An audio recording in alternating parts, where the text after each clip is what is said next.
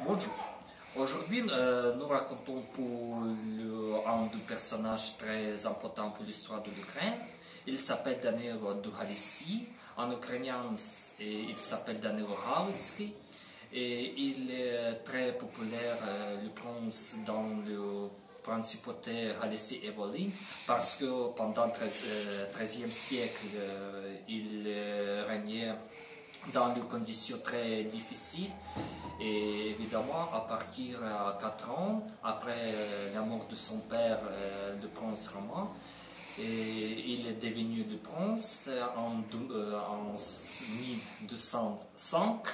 Et évidemment, sa mère, le prince, il s'appelle Hélène, règne jusqu'à son 18 ans,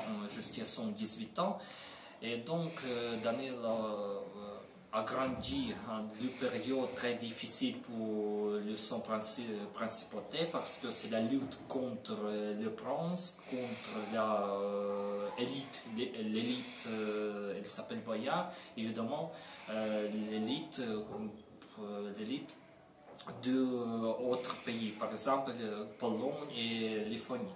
Évidemment, dans cette période, Danilo et sa mère a grandi de grand soutien selon de locales élites, par exemple dans Volhynie, après le Halyssie. Et pendant des années 1220 et 1230, il créait une grande opposition contre le Pologne, contre le Haut-Prince, et il a organisé l'invasion contre le Mongol. Les plus populaires batailles dans le rivière Kalka, il se passait en 1223.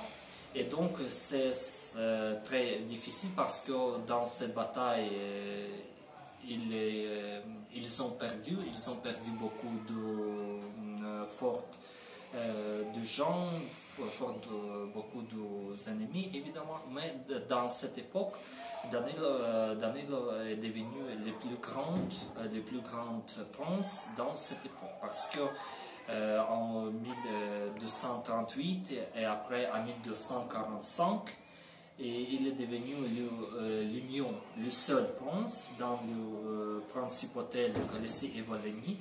Et évidemment, il a voulu devenir le grand prince de Kiev, mais ce n'est pas possible parce que l'invasion du Mongol en 1240, Kiev a été détruite.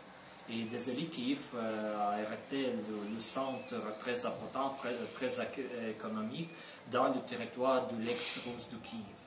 Et donc, après ça, pour la politique antérieure, Daniel a créé l'union avec les Mongols parce que c'est très important pour arrêter le mouvement de ces troupes dans l'Europe. Évidemment, Daniel a fait beaucoup de choses.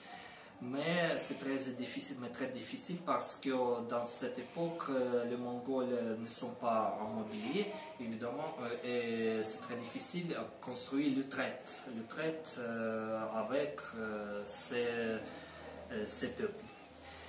C'est très important dans la politique intérieure parce que Danilo a créé beaucoup de villes. Évidemment, ces plus grandes villes, les plus importantes villes dans l'Ukraine, c'est Lviv. Il a créé en 1256. Il s'appelle par son aîné, il s'appelle Lev. Et il s'appelle surnommé maintenant la ville de Lviv. Et après ça, Lviv a devenu très importante ville dans le principauté Halyssie et Volhynie. Danilo a été couronné comme le roi de Russe par le pape durant en 1253 et il était seul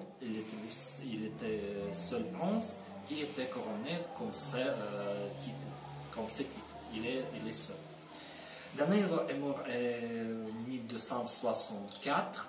Et après, l'unité de Halyssie-Volhynie reste dans ses fils, Lev et Yuri. Mais après, au début du XIVe siècle, l'unité principale de Halyssie et Volhynie a été disparue. mais c'était autre histoire. Merci beaucoup, au revoir.